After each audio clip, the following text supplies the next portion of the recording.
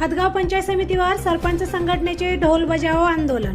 ग्रामपंचायत स्तरावरील विविध योजनांचा निधी वेळेवर मिळत नसल्याच्या निषेधात सरपंच संघटनेच्या वतीने हदगाव पंचायत समितीवर ढोल बजाओ आंदोलन करण्यात आले। शासनाकडे निधी उपलब्ध असतानाही जिल्हा परिषद पातळीवर वितरण न झाल्यामुळे विकास कामे ठप्प असल्याचा आरोप यावेळी करण्यात आला। सन 2024-25 मधील 15व्या वित्त आयोगाचा तिसरा व चौथा हप्ता 32 ग्रामपंचायतींच्या खात्यावर तातडीने जमा करावा। जलजीवन मिशन अंतर्गत झालेल्या नळ जोडणी कामाची प्रलंबित देयके अदा करावीत, तसेच रोजगार हमी योजनेतील 90.10 कामाची कुशल देयके त्वरित द्यावीत अशी प्रमुख मागणी करण्यात आली। यासोबतच सरपंच, उपसरपंच व सदस्यांचे मानधन व भत्ते तात्काळ देण्याची मागणी करण्यात आली। या मागण्यांसाठी पंचायत समितीवर काढण्यात आलेल्या मोर्चात सरपंच संघटनेचे पदाधिकारी व मोठ्या संख्येने सरपंच सहभागी झाले होते। टीव्ही 24 मराठीसाठी भगवान कदम, जिल्हा प्रतिनिधी, नांदेड, हदगाव। किती कर्मचारी उपस्थित दिसतात रोज येतात तुम्ही? मी आता या ठिकाणी कर्मचाऱ्याच्या संदर्भामध्ये जास्त वाच्यता करणार नाही, कारण गेल्या 24-25 मध्ये हदगाव तालुक्यामध्ये प्रधानमंत्री आवास योजना मोठ्या प्रमाणामध्ये घरकुलाचे वितरण केंद्र शासनाने वितरित केलेलं आहे।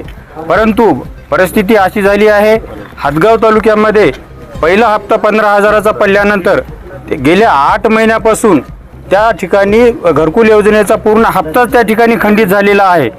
संबंधित विभागाच्या कर्मचाऱ्याला ज्यावेळेस आम्ही विचारणा करत असतो की बाबा हा हप्ता का थकीत झाला, तर त्या ठिकाणी त्यांनी तांत्रिक अडचणी मोठ्या दाखवतात की DBT नाही, त्याची KYC नाही, अमुक नाही, तमुक नाही।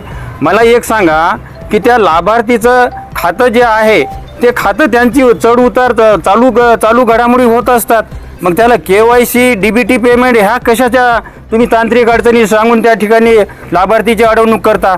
हा सर्वात महत्त्वाचा जो लाभार्थीची अडवणूक आहे ती थांबली पाहिजे।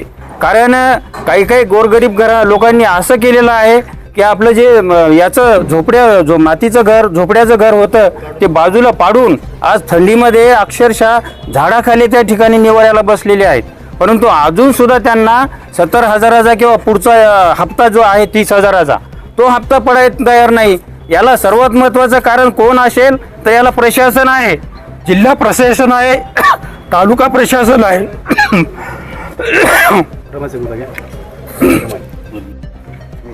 मी गजानन कंठाळे, अखिल भारतीय सरपंच संघटनेचा उपाध्यक्ष या नात्यानं आज आम्ही या ठिकाणी सर्व सरपंच संघटनेच्या वतीनं मोर्चा आज पंचायत समितीवर आणलेला आहे। जवळपास आमच्या 12 मागण्या आहेत आणि 12 मागण्यामध्ये प्रामुख्याने मागणी आहे ही लोकांची जे घरकुलांची आहे, त्यांचे हप्ते पडत नाहीत व्यवस्थित, त्यांचे मस्टर निघत नाहीत व्यवस्थित। MRJचा भोंगळ कारभार या पंचायत समितीमध्ये चालू आहे, जिल्हा परिषदमध्ये चालू आहे। आणि हे कशामुळं होतं तर हे प्रशासक असल्यामुळं होतं। आणि या प्रशासकामुळं काय व्हायलं आहे की कुणावर ताळमेळ राहिला नाही। आज आम्ही MRJचे कामं करून 16 महिने झाले। अमोल पाटील, सरपंच संघटनेला ढोल वाजवायची लागली तर सामान्य माणसाचा का असा प्रश्न होतो, काय मुद्दे घेऊन आलात?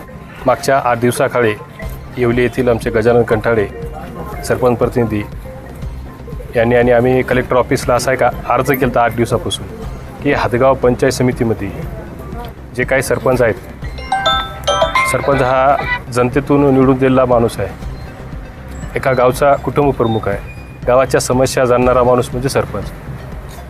हदगाव तालुक्यामध्ये 23,000 घरकुल आलेले आहेत, रमाईचे घरकुलसुद्धा आहेत। मी उमरी जहागीर येथील प्रतिनिधी, सरपंच प्रतिनिधी म्हणून या ठिकाणी बोलू इच्छितो।